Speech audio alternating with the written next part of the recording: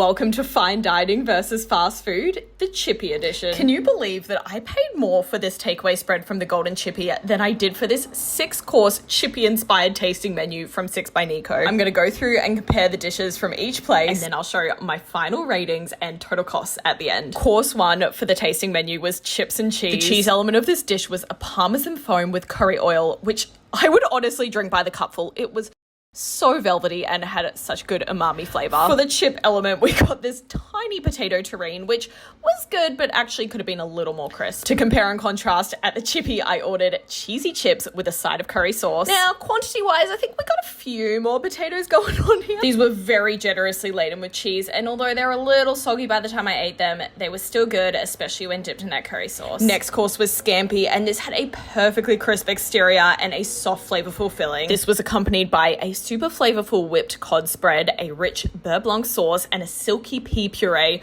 which all just worked wonders with that scampi. From the Chippy, I also ordered a serve of battered scampi. Now, this did have a nice crunchy exterior, but there was just a little bit too much batter going on and not enough scampi in there. Course 3 was inspired by a steak pie. So this came with a 24-hour beef shin, which did have a lovely hearty flavor. I wasn't a big fan of the mushroom duxelle on the plate as it was super mushy. I think the dish really could have benefited from a pastry element to bring it all together. From the Chippy, I ordered an actual steak pie, and it literally came out of a packet, so I didn't have super high hopes. Although the pastry at the bottom had gone a little bit soggy, that chunky steak filling was honestly impeccable. I genuinely really enjoyed this. Course 4 was the all-imported fish supper. The fish had been cooked really nicely, but it could have done with a little more seasoning. The refreshing comfy fennel and that creamy beer emulsion were also nice additions to the plate. From the Chippy, I got a serve of the battered cod. This fish was so flaky I could barely pick it up. It tasted really fresh and the batter was nice and crisp. However, again, it just needed some salt to bring out that flavor. Course 5 was inspired by the smoked sausage. So this came with a trio of pork,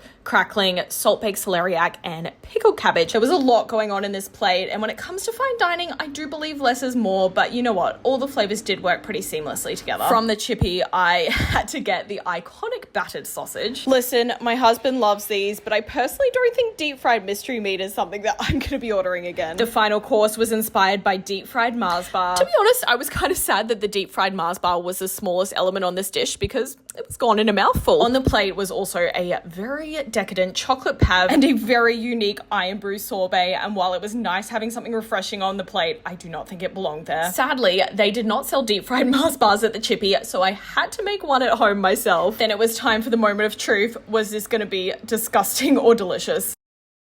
Fair play. That is pretty delicious. Now, this fine dining Chippy-inspired menu from 6 by Nico was £30 and I ranked it 47 out of 60. Meanwhile, my takeaway spread from the Golden Chippy came in at £32.50 and I rated it 39 out of 60. Now, you've got to go vote in the comments. Would you rather pay £30 for fine dining or fast food fish and chips?